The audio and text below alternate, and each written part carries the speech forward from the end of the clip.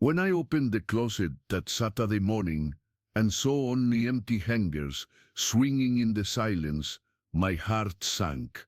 It wasn't just clothes.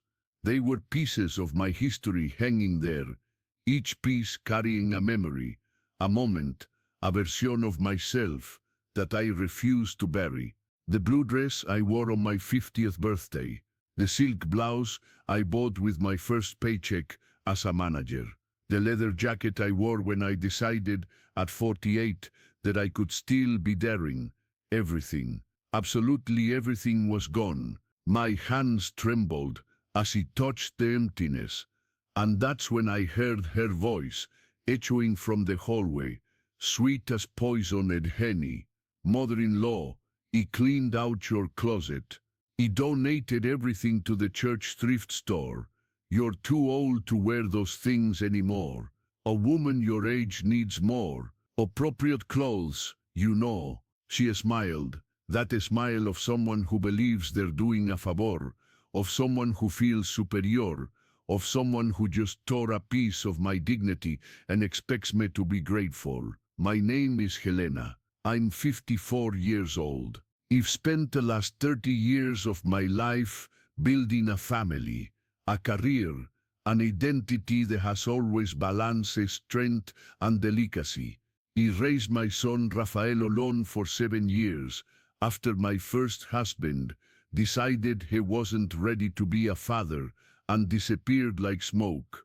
He worked 2 jobs, studied at night, made my son believe we were an invincible team, even when I cried hidden in the bathroom, calculating if the money would last until the end of the month.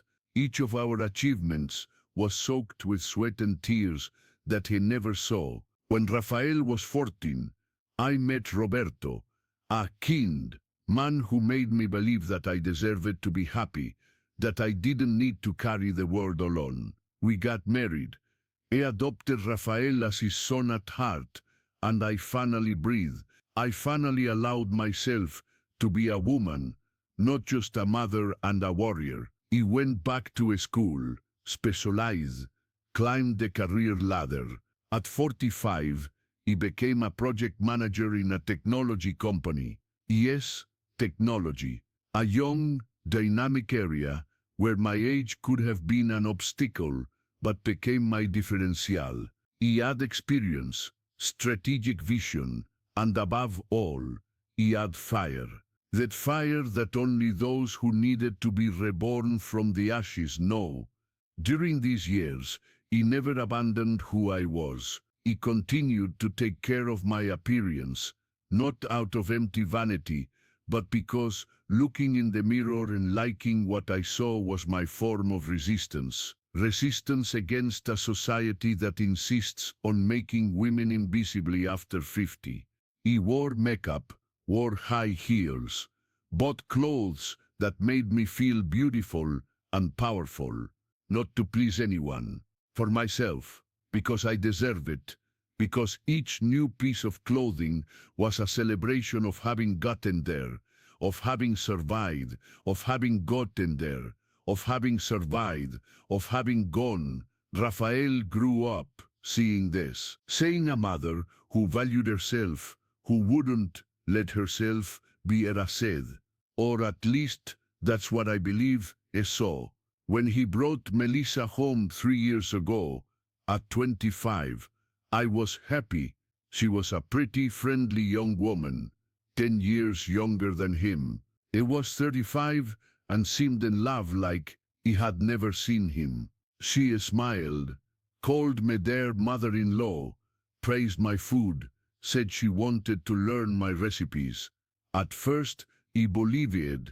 He believed in every sweet word, in every gesture that seemed affectionate. He believed it when she offered to help me choose gifts for Roberto, when she said I was a different, modern, cool mother-in-law.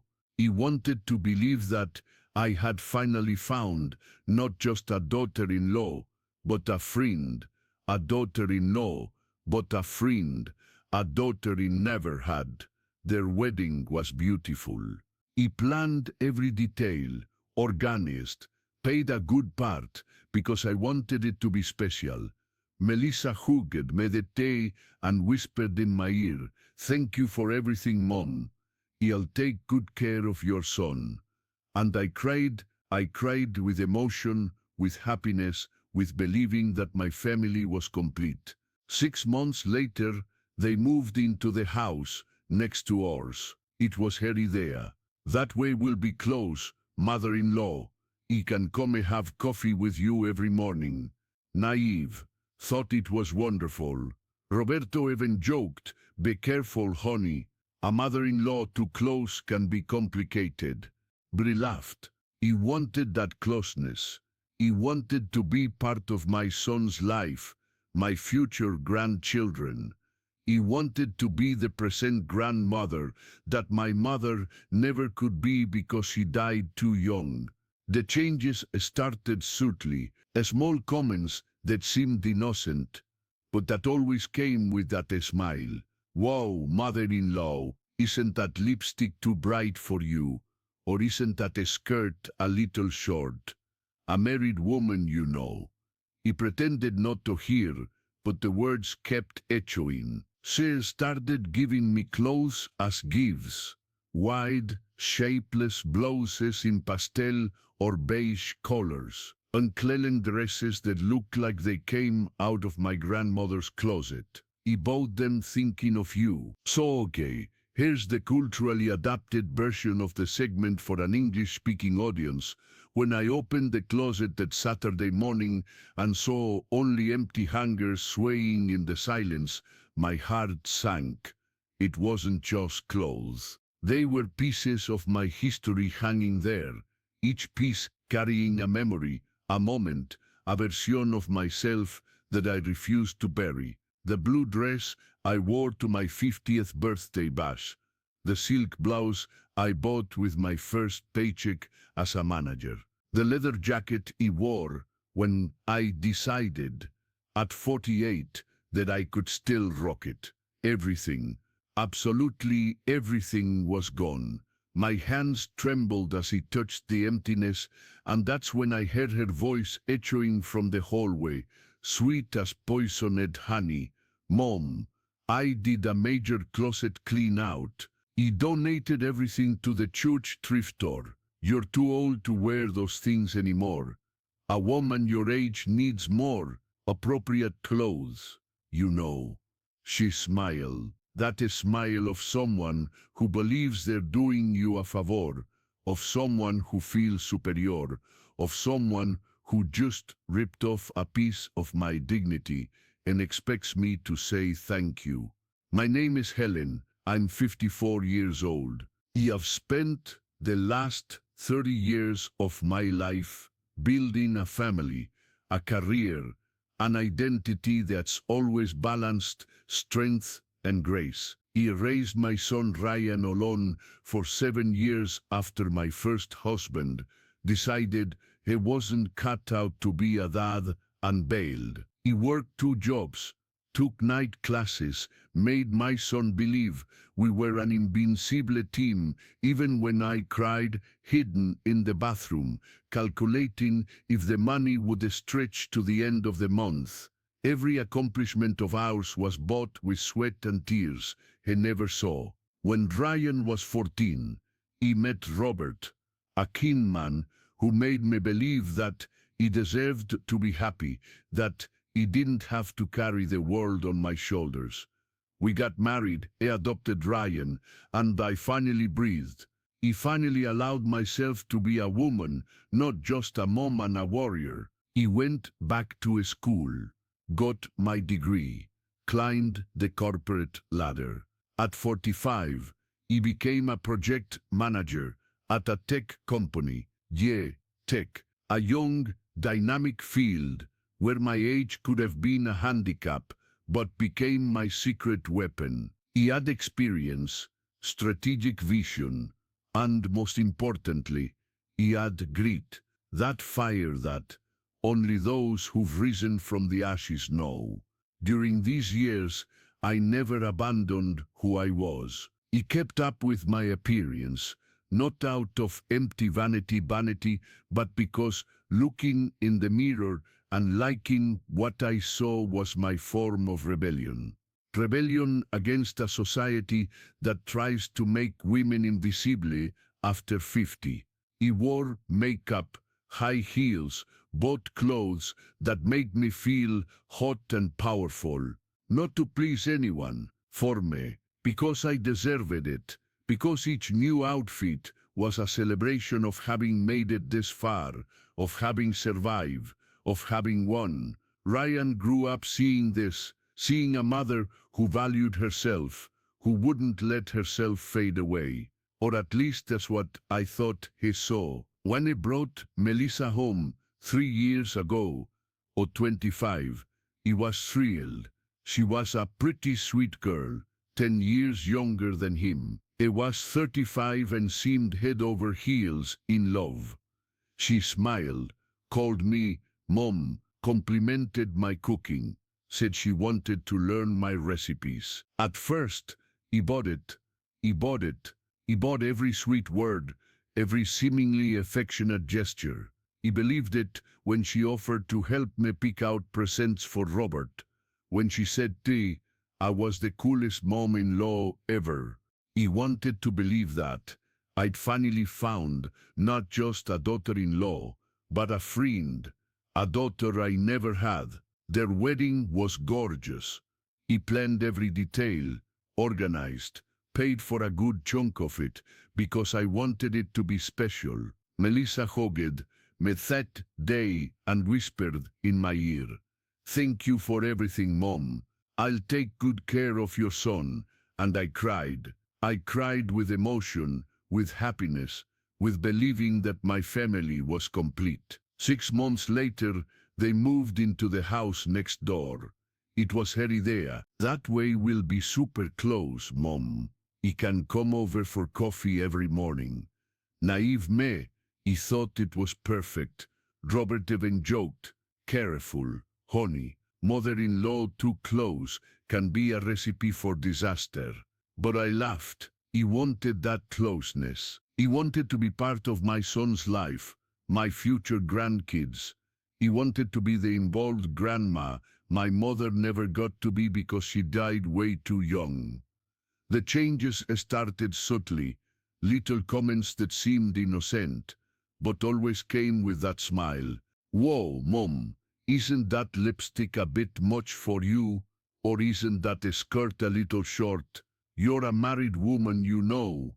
I pretended not to hear, but the words kept echoing. Then came the suggestions. She started giving me clothes as gifts, baggy, shapeless blouses in pastel or beige, dresses down to my ankles that looked like they came out of my grandma's closet. "He bought them thinking of you. So combine us more with your age. It's elegant, classic." You would thank her, but never wear them. I but put everything in the back of the closet and continue wearing my own clothes, the ones that made me feel like myself. Rafael didn't notice anything, or didn't want to notice. Every time he tried to comment on something, he would say, "Mom, Mel adores you. She just wants to help you." Help. That word started to sound like a prison. As if he needed help to dress, to speak, to exist. Melissa started making small interventions in my life. She suggested that I cut my hair shorter, more practical for my age. She commented on my friends, saying that they were a bit scandalous for mature women. She discreetly criticized my work, hinting that it might be time to think about slowing down, enjoying retirement. I was 54 years old, not 54 centuries. Roberto noticed my discomfort. At night, he would hold my hand and say, "Don't listen to her, Elena.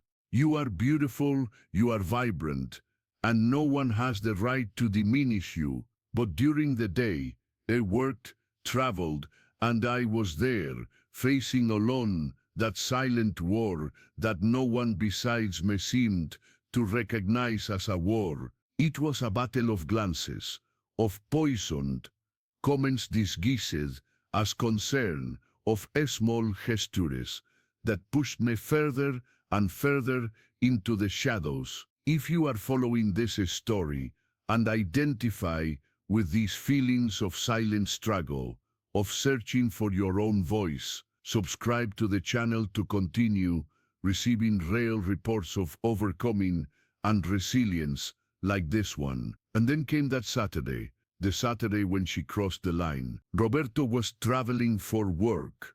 Rafael had left early. Melissa showed up at my house at 9 in the morning with a key that I myself had given her, thinking it was a demonstration of trust, of family. She walked into my room saying she was going to help me organize the closet. Before I could react, she was already separating my clothes into bags. This doesn't suit you anymore, mother-in-law. This is tacky. This is young people's clothing. You need to accept your age and stop trying to look like what you're not. He was paralyzed, watching my clothes being torn from the hangers, folded carelessly, pushed into garbage bags, as if they were exactly that, garbage. When I finally managed to react, when I screamed for her to stop, she looked at me with that expression of cruel pity. Mother-in-law, I'm doing this for you. People are talking. They say you're ridiculous, trying to dress like a young person. I didn't want to tell you, but it's for your own good. You're already too old to wear this. Old. That word fell like a tombstone on me. It wasn't just about age. It was about putting me in my place. It was about telling me that my time to shine was over, that I should be content with the crumbs of existence that society reserves for women my age. It was about making me invisible, irrelevant, harmless. And the worst part, she had done it in the name of my well-being, of my reputation, as if she were saving me from my own shame. I didn't cry in front of her. I didn't give her that satisfaction. But when she left, carrying those bags, when I heard the door closing, I collapsed. I sat on the floor of my empty room and cried like I hadn't cried in years. I cried for each piece taken, for each memory erased, for each piece of me that she thought she had the right to discard. Roberto came back 2 days later, and when I told him, he was furious. He wanted to go to their house immediately. He wanted to confront Melissa and Rafael, but I asked him to wait, not because I wasn't angry. He was seething with anger, with indignation, with pain. But I needed to process it.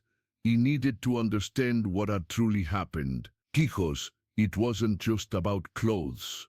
It was about colors. It was about control. It was about a younger woman wanting to push me into the shadows so that she could shine more. It was about her feeling threatened by my presence, by my vitality, by my refusal to disappear. He spent days trying to talk to Rafael. He came to visit me in the middle of the week, and I, with all the calm I could muster, told him what had happened. He sighed, that tired sigh of someone who doesn't want to deal with the problem. Mom, she exaggerated, I know, but you need to understand her side too. Mel has been telling me that you don't accept advice, that you get upset by anything. She's trying to help you adapt better. Adapt. Adapt. Another word to tell me that I was wrong to be who I was. Rafael, she entered my house, took my clothes without permission, and donated everything. This isn't help. It's invasion. It's disrespect. He looked down, uncomfortable. She said you let her, that you were there when she organized. I felt the blood run cold. She said you let her, that you were there when she organized.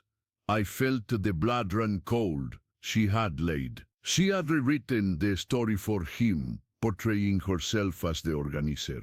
Wavy hair and me as the confused old woman who couldn't even take care of her own closet. That's when I decided I wasn't going to explain anymore. I wasn't going to defend myself anymore. I wasn't going to defend myself anymore. I wasn't going to act. For 2 weeks, I was silent. He didn't call, didn't visit, didn't ask anything. He let Rafael and Melissa settle into the narratives she created. Meanwhile, he investigated, discreetly, talking to neighbors, to the owner of the church thrift store where Melissa supposedly donated my clothes. He discovered that there was no donation at all. None of my clothes arrived at the church. I went on her social media, something I rarely did, and there it was, photo after photo. Melissa wearing my clothes, the blue dress, the silk blouse, the leather jacket, everything, every piece, she said I was too old to wear. She was flaunting as if they were hers. And the captions were even worse. Amazing gift he received. New addition to the collection, feeling powerful today. She hadn't saved me from ridicule. She hadn't saved me from ridicule. She hadn't saved me from ridicule. In worn it like a trophy, the betrayal burned deeper than I thought possible. It wasn't just the dishonesty. It was the audacity. It was the fact that she had calculated every step, manipulated me, y hasta the trust. He placed in her to humiliate me and appropriate what was mine. And worst of all, Rafael didn't know, or if he knew, he didn't care enough to question it. He printed every photo, every caption, every piece of evidence, and then waited. He waited for Sunday, the day of the traditional family lunch we had at my house every month. Melissa arrayed radiant, wearing my blue dress. That dress I wore on my 50th birthday when I decided I would celebrate not only the date, but who I had become. She came in smiling, greeting everyone as if nothing had happened, as if I wasn't there, watching her wear my clothes, my memory, my life. He served lunch in silence. Everyone was surprised. Roberto gave me worried looks. Rafael tried to talk, to ask if I was okay. I just smiled and said yes. When everyone was at the table, when the conversation flowed about mundane matters, I stood up and placed the papers on the table, the printed photos. Melissa, you told me you donated my clothes to the church because I was too old to wear them. So I got curious. I called the church. I talked to the owner of the thrift store. She never received anything. The silence was immediate, heavy. And then I started to wonder where my clothes were, until I looked at your social media. I pushed the photos across the table. Rafael picked them up, one by one. His face changed, from confusion to comprehension, from comprehension to shock, from shock to anger. Melissa turned pale. She tried to laugh, as if it were a misunderstanding. Mother-in-law, you weren't using these clothes anymore. I thought, you thought what? My voice came out calm, controlled, but loaded with an authority I didn't know I possessed. That you could come into my house, take my things, lead to me, lead to my son, and use my life as if it were a fashion show. You didn't think I was too old, Melissa. You thought I was threatening. You saw a woman who refuses to disappear, who refuses to hide, and that bothered you, because you need me to be invisible so you can shine. Tears began to fall from her face, but they weren't tears of regret. They were tears of someone who had been caught. You wanted to erase me, he completed. You wanted me to accept a role that you decided was appropriate for me, the role of the old, outdated mother-in-law who stays at home knitting while you live. But I have news for you. I'm not going to disappear. I'm not going to hide. And I'm not going to apologize for continuing to be alive, vibrant, and, yes, beautiful. Rafael was in shock. Mel, did you steal from my mother? Did you lie to me? It wasn't a stealing. She tried to defend herself, her voice trembling. She wasn't using them anymore. I thought that you didn't think anything. I cut her off. You planned it, every comment about my age, every suggestion of more appropriate clothing, every attempt to make me feel inadequate was calculated. You were preparing me to accept, to surrender, to believe that I really didn't deserve those clothes. And when I didn't surrender quickly enough, you just took them. Roberto held my hand under the table, giving me strength. Rafael looked at his wife as if he were seeing her for the first time. Mel, I need you to be honest with me now, please. Was it just the clothes or is there more? She didn't answer. Her lowered head said it all. Over the following weeks, other truths emerged. Melissa had commented to friends that I was too much, too present, too modern, too vain, and that she was trying to adjust my presence in their lives. She had manipulated situations so that Rafael would distance her. The translation of Block 4 of 5 into English, maintaining the original content, format, and punctuation. She was emotionally distancing him from me, always planting little seeds of doubt. Your mother doesn't approve of my choices. Your mother thinks I'm not good enough. Your mother is competing with me. None of it was true, but repeated enough times, it had created a subtle barrier between me and my son. Not because of the loss of the clothes, but because of the realization of how blind he had been, of how he had let his wife mistreat his mother, of how he had chosen the easy way out instead of facing the truth. They separated 3 months later, not because I asked for it, not because Roberto demanded it, but because Rafael realized that he couldn't build a life with someone capable of so much manipulation, of so much cruelty disguised as care. Melissa went back to her parents' house, taking only her own things with her this time. I rebuilt my wardrobe. But this time, I didn't just buy clothes to replace what was taken. I bought clothes that celebrated who I was now, a woman who had faced humiliation, betrayal, and had chosen not to bow down. I bought that red dress I always wanted but never dared to wear. I bought the ripped jeans that I thought were too bold. I bought everything that made me feel powerful, free, indestructible. On my 55th birthday, I organized a party, not a small, intimate celebration, a big, vibrant party, full of colors and music. I invited everyone, friends, co-workers, family. I wore my red dress, put on my highest heels, and when I walked into the room, I saw in the eyes of each person there, not pity, not concern about my age, but admiration. Admiration for a woman who refused to be harassed, who fought for her own existence, who transformed pain into power. Rafael gave an emotional toast, publicly apologizing for having failed to protect me, to see me, to value me. And I, with tears in my eyes but a smile on my face, said, "You don't need to protect me, son. You just need to respect me. Respect my age, yes, but not as a limitation, as a badge of honor. Every year I've lived has taught me something. It's made me stronger, wiser, more me.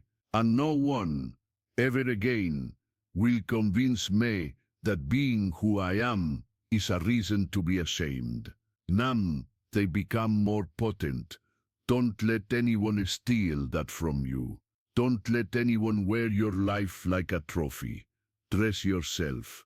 Wear your strength, your strength, your truth, and walk through the world with the absolute certainty that you deserve to be here, like this, whole and unapologetic." adapting this segment culturally for an English-speaking audience. Little actually needs to change as the message is universal. However, to subtly enhance resonance, we can focus on phrasing for maximum impact and flow. Damn, they become even more potent. Don't let anyone ever steal that from you. Don't let anyone wear your life like a trophy. You dress yourself, wear your strength, your story, your truth, and walk through the world with the absolute certainty that you deserve to be here, just like this, whole and unapologetic. Explanation of change, the additions of more, ever, and whost slightly amplify the intensity and emotional impact of the message, while you dress yourself adds a touch more emphasis.